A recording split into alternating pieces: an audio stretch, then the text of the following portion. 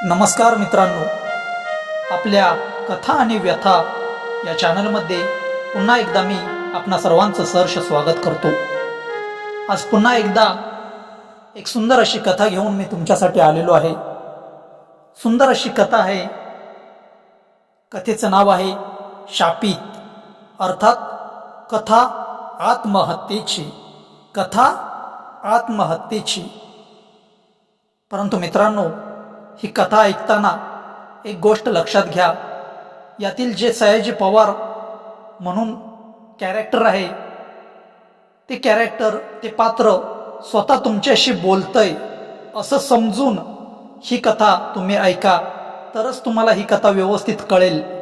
कारण सयाजी पवार हा मेलेला आहे आणि त्याचं भूत तुमच्याशी बोलतंय। तो तुम्हाला पाहतोय, परंतु तुम्ही त्याला पाहू शकत नाहीत, अशी काल्पनिक कथा आहे।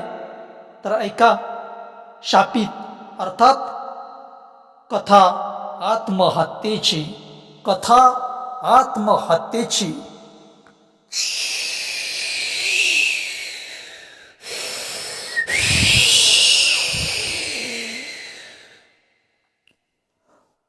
ओळखलत का मला?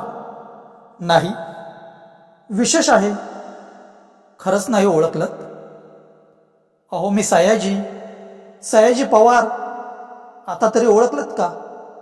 नाही? अजून नाही? कमाल आहे। अहो, 13 दिवसापूर्वी ज्याने विषारी औषध पिऊन आत्महत्या केली तो मीच। माझ्या आत्महत्येनंतर शेतकरी आत्महत्येवर रखानेच्या रखाने भरून पेपरमध्ये लेख येत होते। साऱ्या पेपरवर एकच विषय, शेतकरी आत्महत्या। हा विसरलात काय? तोच मी, आत्महत्या केलेला शेतकरी सयाजी पवार। आता तरी ओळखलत ना? अरे हां, मी विसरलोच की। मी तर आत्महत्या केली आहे, पण तुम्ही मला दिसताय। पण मी तुम्हाला दिसतोय का नाही कुणास ठाऊक। माझा आवाज तरी तुमच्यापर्यंत पोचतोय की नाही? पण कदाचित तुम्हाला माझा आवाज ऐकायला येत असावा असे मी समजतो आणि माझी कर्म कहाणी सांगतो। माझंही तेवढंच समाधान। त्या दिवशी बघा, मी शेतात गेलो होतो। टॅमॅटोच्या फळावर 1 एकर टॅमॅटो केला होता। पोटच्या पोरागत झापला। 1 नंबर फळ आला होता। सगळे म्हणायची, सया, यंदा काय चांदीच होणार तुझी।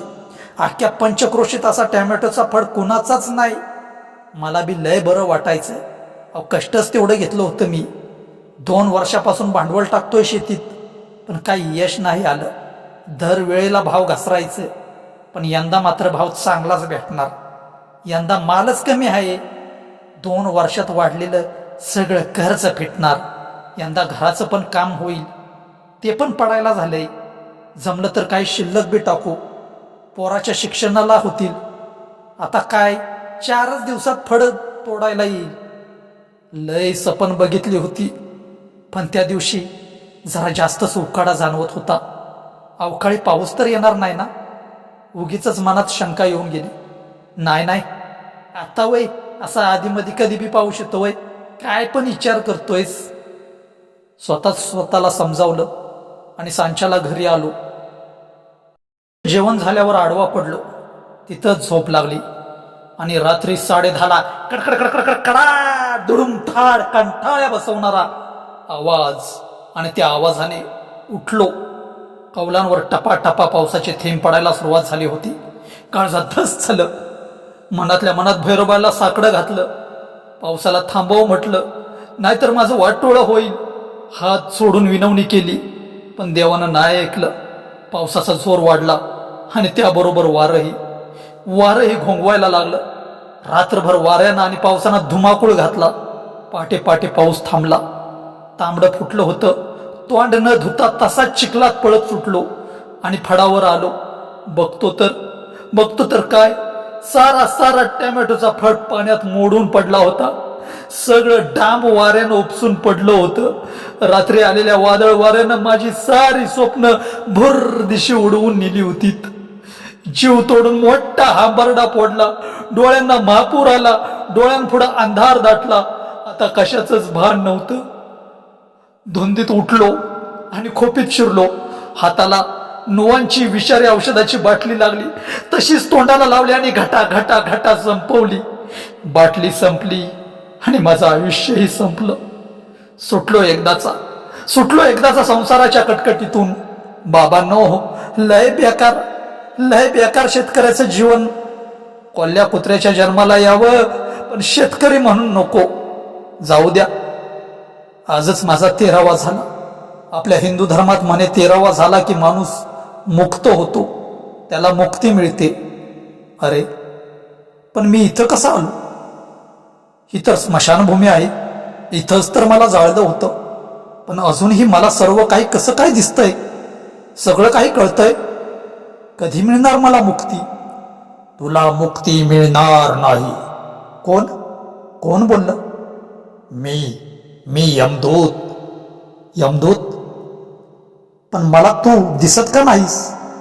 तुला मी दिसणार नाही आणि तुला मुक्ती मिळणार नाही. मुक्ती मिळणार नाही? अरे पण का? कारण तू निसर्ग नियम मोडलास. कसला निसर्ग नियम? तू आत्महत्या केलीस. मग काय झालं? रोज मरण्यापेक्षा एकदाच मेलेलं बरं. नाही, हे पाप आहे. कसलं पाप? मनुष्य धर्मात आत्महत्या करणं महापाप आहे. महापाप? पण का? कारण 84 लक्ष जीव योनी भोगल्यानंतर मगच हा पवित्र असा मानव देह प्राप्त होतो. 6 शास्त्र, 18 पुराण आणि 4 वेद यावर आधारित हिंदू धर्माची स्थापना झाली आहे. त्यातील गरुड पुराणात दाखला दिला, आत्महत्या करणाऱ्याला मुक्ती मिळत नाही. त्यात नरदेहाची महती समजावून सांगितली आहे. आणि अशा या पवित्र नरदेहाची तू घोर विटंबना केली आहेस. विटंबना? आणि ती कशी काय? अरे कधी कीर्तन प्रवचन ऐकलंस की नाही? त्यांनी तुला सांगितले नाही का? भगवान श्रीकृष्ण गीतेत सांगतात, सर्व जन्मांचे शेवटी मनुष्य जन्म पावे पाटी, या परी म्या उत्तम किरीटी रचली नाही. सर्व देहांमध्ये श्रेष्ठ नरदेह हा वरिष्ठ, यातून चुके अरिष्ट यमयातनेचे. आणि असा हा श्रेष्ठ जन्म संपवण्याचा तुला काय अधिकार होता? पण हे तर मी कधी ऐकलंच नाही आणि कोणी मला सांगितलं पण नाही. अरे नरदेहाचं सार्थक जाणून घेण्यासाठीच कीर्तन प्रवचन सत्संग असतो. तिथे कधी गेलाच नाहीस का? कीर्तन प्रवचन काय देवा, तू पण काय बोलतोस? आता कीर्तन प्रवचन होतात कुठं? एकतर एक कीर्तनकार कीर्तन करायचं म्हटलं तर कमीत कमी 5,000 पासून 25-30 हजार रुपयापर्यंत बिदागी घेतोय. अरे कीर्तन प्रवचन ठेवायला पैसा कुठून आणायचा? आणि सत्संगाचा तर बाजारच भरलाय. कुठल्या सत्संगात जावं तेच कळत नाही. इथं जगणं अवघड झालंय, तर तुझं ते कीर्तन प्रवचन अरे कोण ऐकणार आणि कसं ऐकणार? सामान्य माणसाला कसं जमणार? हे जीव देण्याची कुणाला काय हौस असते वय? ते जाऊ दे सगळं. मला तो आपला पुढचा मार्ग दाखव आणि माझा आत्मा मुक्त कर. नाही, ते शक्य नाही. परमात्म्याने घातलेले नियम मला मोडता येणार नाही. काय? हो, परमात्म्याने घातलेले नियम मला मोडता येणार नाहीत. मग मी काय असंच काय भटकत राहणार का? होय, तू असंच भटकत राहणार. तुला मुक्ती मिळणार नाही. नको देवा, अरे असं नको करूस. मला सर्व दिसतंय, कळतंय. मला माहित आहे तुला सर्व काही दिसतंय, कळतंय, पण तू कुणालाच दिसत नाहीस. ते बघ तुझा 13व्याचा नैवेद्य घेऊन तुझा मुलगा आणि तुझा भाऊ येतोय. अरे हो की, आलं माझं लाडकं सोनूला आलं. बघा तो आता निवेद दाखवतोय. अरे रे, पण तो असा रडतोय काय? किती हमसून रडतोय. नको रडूस बाळा, नको रडू. आणि बावड्या तू पण रडतोयस. अरे माझ्या सोनुल्याला सावर की, त्याला घरी ने त्याला घरी ने. अरे तुला काय कळतंय का मी काय बोलतोय ते? ए बावड्या, तुझं बोलणं तू ऐकू शकत नाही. काय? तुझं बोलणं तो ऐकू शकत नाही. स्वतःच्या स्वार्थापायी तू जीव दिलास. बायका पोरांचा विचार केला नाहीस. तू स्वार्थी आहेस. मी स्वार्थी? अरे जगणं मुश्किल झालं होतं. डोक्यावर मरणाचं कर्ज झालं होतं. कसा चालवायचो मी संसार? रोज दारात मागत करी. कधी सोसायटी वाली, कधी बँकवाली. बायकोच्या अंगावर एक डाग राहिला नाही. किती आशेनं माझ्या संसारात तिनं पाय ठेवला होता. काय सुख दिलं मी तिला. कसं सांभाळायचं बायका पोरांना, कसं करायचं पोरांचं शिक्षण. नसते शिकलीत तर काय फरक पडला असता. नसती शिकलीत तर माझ्यासारखीच मेली असती शेतात. जगदुनिया हसली असती माझ्यावर जशी हसतात तशी. मूर्ख आहेस तू. तू काय भविष्य जाणतोस? उद्या काय होणार आहे ते जाणतोस? नाही. मग तू कसं ठरवलंस त्याचं भविष्य? जगाचा विचार केलास, पण पोराबाळांचा, तुझ्या वृद्ध आईचा, बायकोचा विचार केलास का? ती कशी जगतील, कशी राहतील? तुझा पोरगा शाळेत भाषण करतो, कविता, गीतं सुरात म्हणतो, विविध नकला करतो. त्याचं भवितव्य उज्ज्वल आहे.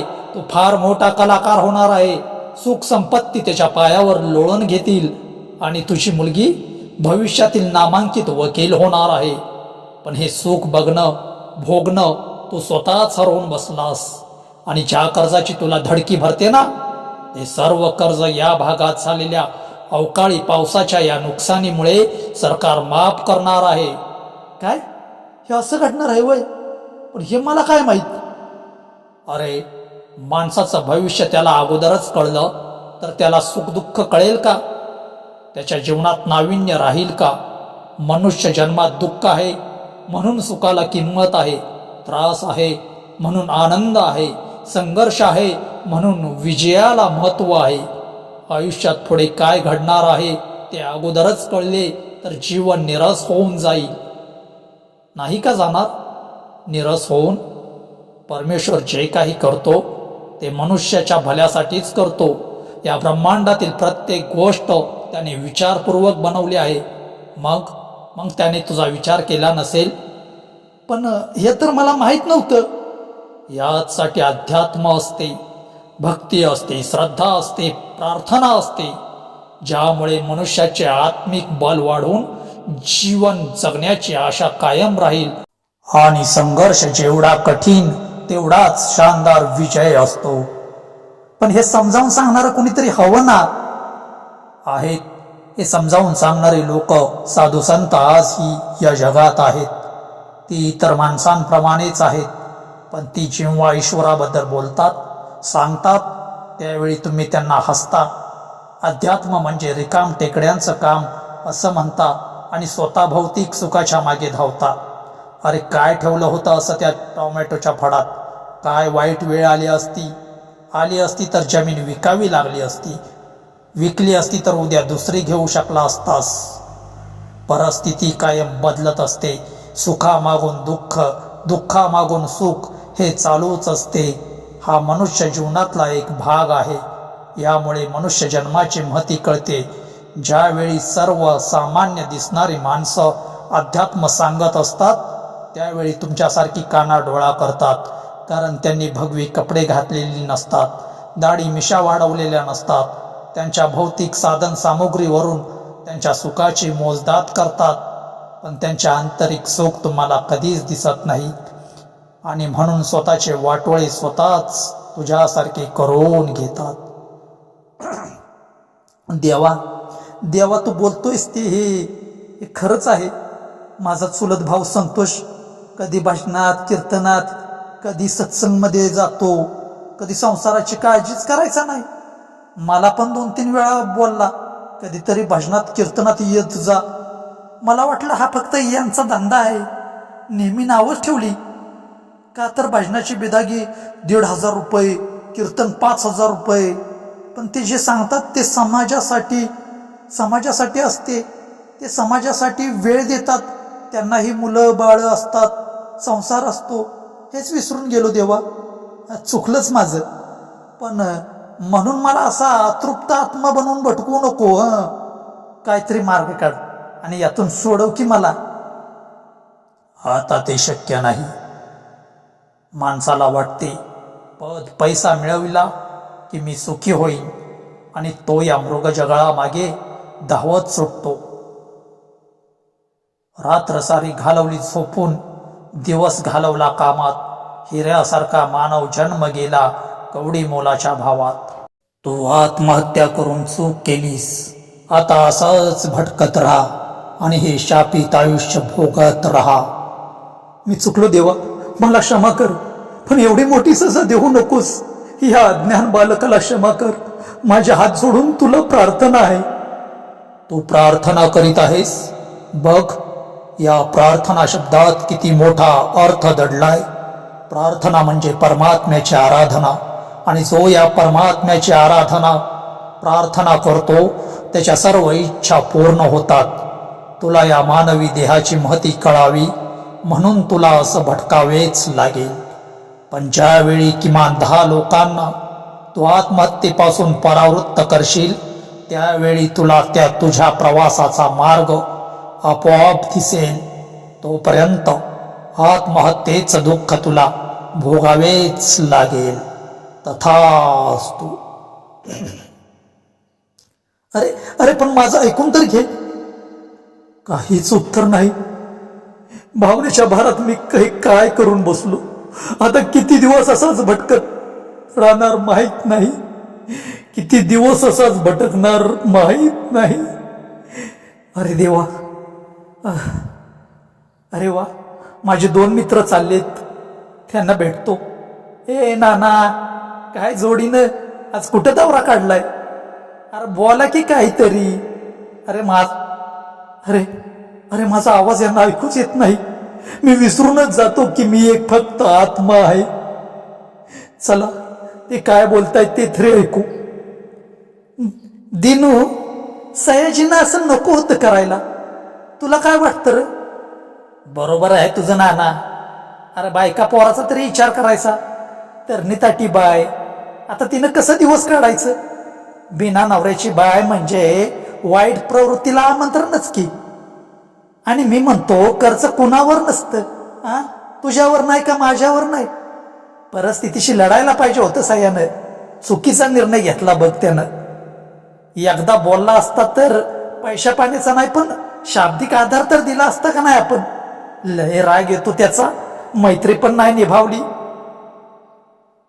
आपल्याला अर्ध्या वाटेत सोडून गेला. याला दोस्ती म्हणतात वैर. जीव कासा विसवतो नुसत्या आठवणीनं. जाऊ दे, नको रडू. झालं गेलं. त्याला आता आपण तरी काय करणार. चल, माझ्या दोस्तांना चुकलं की रे माझं. माफ करा मला. चला जरा घराकडे जाऊन बघू.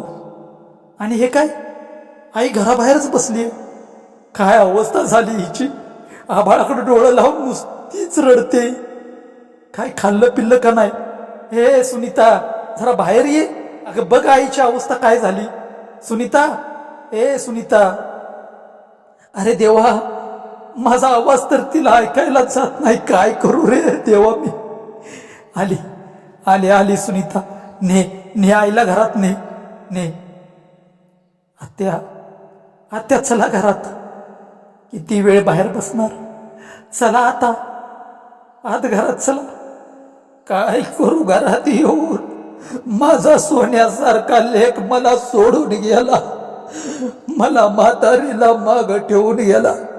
काय पाप केलं होतं म्हणून हे दिवस दाखवलंस देवा. आता मी काय करू जगून. असं काय करता. अहो तुमचाच आम्हाला आधार आहे. चला आतमध्ये. हे देवा नाही रे सहन होत आता मला. माझ्यामुळं सगळ्यांना दुःख सहन करावं लागतंय. मी काय करून बसलो हे. देवा नाही रे सहन होत. नाही सहन होत मला. माझ्यामुळे सगळ्यांना दुःख सहन करावं लागतंय. मी काय करून बसलो देवा. मी काय करून बसलो. आज 15वा दिवस. मला आत्म्याला ना झोप ना शांती. विचार करून करून जीव कासावीस झालाय.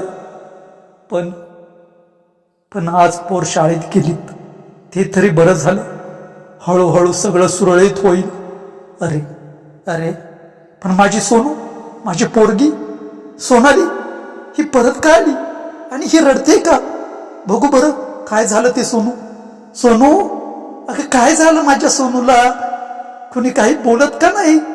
अरे अगं बोल ना, अगं हे बोला ना. अरे देवा देवा, हिला ना माझा स्पर्श जाणवतोय ना आवाज. काय करू रे देवा. आली आली सुनीता आली. तीच तीच विचारलं आता. काय ग सोनू, काय झालं? का माघारी आली शाळेतून आणि अशी रडतेस का?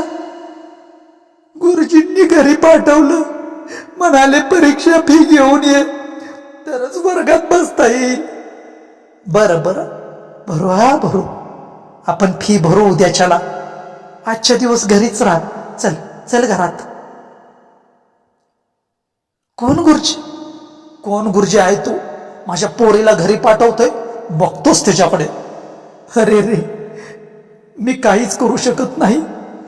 मी विसरून जातोय की मी एक आत्मा आहे. मी जिवंत असतो तर काय पण करून फी भरली असती, पण आता काय उपयोग? ही अवस्था बघण्यापेक्षा मला मरण. अरे मी तर मेलेलोच आहे. अजून किती यातना सहन कराव्या लागणार आहेत रे देवा. देव सांग. आज 16वा दिवस, आज 16वा दिवस उजडलाय. बेचैन सैरभैर झालेला एक तृप्त आत्मा बनून मी भटकतोय. कधी सुटणार मी यातून? अरे पण तिकडे पारावर गोंधळ कसला चाललाय, बघू तरी. अरे अरे, मारू नको रे त्याला. माझ्या राजाला, माझ्या पोराला नको मारू. अरे अरे, किती मारतोयस बघतो. बघतोच आता तुझ्याकडे. तुझ्या तर आता हे देवा, मी रागवून तरी काय उपयोग? मला आता फक्त 5 मिनिटाकरता शरीर दे, मग बघतोच याच्याकडं. बदडूनच काढतो हरामखोराला. काय करू रे मी? अरे सोडवा रे, अरे सोडवा रे कुणीतरी. या दुष्टाला, माझ्या पोराला याच्या तावडीतून सोडवा रे, वाचवा रे कुणीतरी. आला आला आला माझा चुलत भाऊ आला. संतोष संतोष, अरे बघ ना, सोडव रे, सोडव माझ्या लेकराला. ए काय मारतोस त्याला? सोड त्याला. काय झालं रे? काय झालं रे राजा? काका काका, आईने घरी खायला काहीच नाही बनवलं रे. नुसत्या हाड्याकडे बघत बसती. सोनू पण उपाशीच आहे, म्हणून याला वडापाव मागितला. पैसे नंतर देतो म्हटलं, तरी पण 2 वडापाव देईना. म्हणून मग याच्या गाडीवरला बिस्किटचा पुडा पळवला, तर यानं पकडलं. मी मुद्दाम नाही पळवला, पण खूप भूक लागली रे. मग काय करू मी? बरं बरं, रडू नको, मी देतो हा तुला वडापाव. नको रडू, घे. हे दे, 5-6 वडापाव बांधून दे त्याला. या बिचाऱ्याचा बाप मेला म्हणून याच्यावर ही वेळ आली. जरा समजून घेत जा की. अहो मग काय चोरी करायची वय? हे घ्या वडापाव. राजा, हे घे वडापाव आणि चल घरी. वहिनीला भेटून बघू सरकारी मदतीचं काय झालं ते. हा संतोष लय सज्जन माणूस. किती वेळा मला बोलला की भजनात येत जा, कीर्तनात प्रवचनात बसायला येत जा, आत्मिक समाधान मिळतं. ईश्वर भक्तीमुळे संसार सुखाचा होतो, अडलेल्या कामांना मार्ग मिळतो. पण नाही ऐकलं कधी मी याचं. आज त्याचं ना ऐकल्याचा पश्चाताप होतो. देव तुझं भलं करो रे. आज 20 दिवस झाले संतोषने घरात राशन भरून दिलंय. पोर शाळेत पण जाते. माझ्या आत्महत्यामुळे उद्ध्वस्त झालेली माझी बायको, पोरं सावरतायत, आई मात्र अजून सावरली नाही. याचं लय वाईट वाटतंय. सावरेल ती पण हळूहळू. पण मी मात्र भटकतोय भूतागत. मी भूत तर बनलो नाही ना. रात्रंदिवस हे जग मी सताड उघड्या डोळ्यांनी बघतोय. मला ना झोप ना शांती. पण काहीही असो, सुनीतानं आता स्वतःला सावरायला हवं. सरकारनं माझ्या आत्महत्यामुळे कुटुंबाला 1 लाख रुपये मदत घोषित केली आहे. ती पण मिळेल. अरे अरे पण सुनीता कुठे कुठे निघाले? बहुतेक शेतावर चालले. चला बघू काय करते ती. आलंय एकदाच शेत. बसतेस बसतेस का? बस बस, दमले असशील ग. बस बस सावलीला. अरे पण आता ही रडायला लागली. का रडते? अगं अगं असं नको करू. का का मारून घेते स्वतःला? अरे आता कुठे चालली? कुठे चालली ही उठून? विहिरीकडे. अरे अरे ही जीव जीव देते की काय? अरे वाचवा रे, अरे वाचवा रे, कोणीतरी कोणीतरी वाचवा हिला. देवा वाचव रे हिला. अगं नको देऊ, अगं नको देऊ जीव. आता मी काय करू, काय सांगू, कसं वाचवू? अरे राजाचा आवाज. अरे अरे राजाचा आवाज. हाका बारीक धावत आलाय. आई आई. अरे आई आई म्हणून बरं झालं राजा आला. थांबली थांबली सुनीता थांबली. वाचली रे देवा वाचली. पण राजा राजा धावत का आला? आई तुला ग्रामपंचायतीत बोलवलंयस संतोष काकांनी. लवकर, तालुक्यावरनं अधिकारी आलेत तुला भेटायला. चल लवकर. गेलीत गेलीत दोघंही गेलीत ग्रामपंचायतीत. चला बघूया कशासाठी आणि कोण आलंय ते. अरे वा, संतोष पण आहे. या वहिनी या. सरकारने तुम्हाला सयाजीच्या आत्महत्यामुळे आत्महत्याग्रस्त कुटुंबाला 1,00,000 रुपये मदत केली आहे. त्याचा चेक द्यायला हे साहेब आले. सही करा आणि चेक घ्या. आणि सरकारनं अवकाळी पावसाने नुकसान झालेल्या साऱ्या शेतकऱ्यांची सगळी कर्जे माफ केलीत. त्यामुळे आता कर्जाचं टेन्शन घ्यायचं नाही. सयाजीनं चुकीचा निर्णय घेतला, पण तुम्ही काय असं चुकीचं वागू नका. पोरं तुमची हुशार आहेत, त्यांना चांगलं शिकवा आणि स्वतःची व काकीची पण काळजी घ्या. तिचं पण आता वय झालंय आणि कधी गरज लागली तर कवा पण हाक मारा. दीर म्हणून नाही तर भाऊ म्हणून मदतीला धावून येईन हा संतोष सगळ्या गावासमोर शब्द देतोय. वारे वारे संतोष वा, धन्य आहेस तू आणि तुझे संस्कार. आज मी निश्चिंत झालो. माहित नाही मला मुक्ती कधी मिळेल, मला मुक्ती कधी मिळेल ते. पण आत्महत्या करणं खरंच महापाप आहे. माणसाला वाटतं आपण मेलो की सगळे प्रश्न मिटतील, पण मिटत नाहीत. तर माझ्यासारखं भूत बनून भटकावं लागतं. म्हणून कधीच आत्महत्येचा प्रयत्न करू नका. दिवस बदलतात, माझेही बदलले असते, पण मी चुकलो. पण तुम्ही चुकू नका.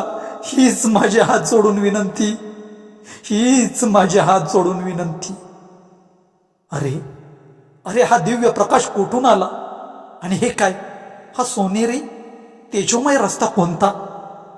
हाच तर माझ्या मुक्तीचा मार्ग असेल का? अरे हाच हाच माझ्या मुक्तीचा मार्ग. मला कोणीतरी बोलवते. माझ्या कानाला दिव्य असे ईश्वरी सूर ऐकायला येत आहेत. चला मित्रांनो, माझी कर्म कहाणी ऐकून नक्कीच तुम्ही जीवनात हार मानणार नाहीत आणि माझ्यासारखा आत्महत्येचा चुकीचा मार्ग स्वीकारणार नाहीत अशी आशा बाळगतो.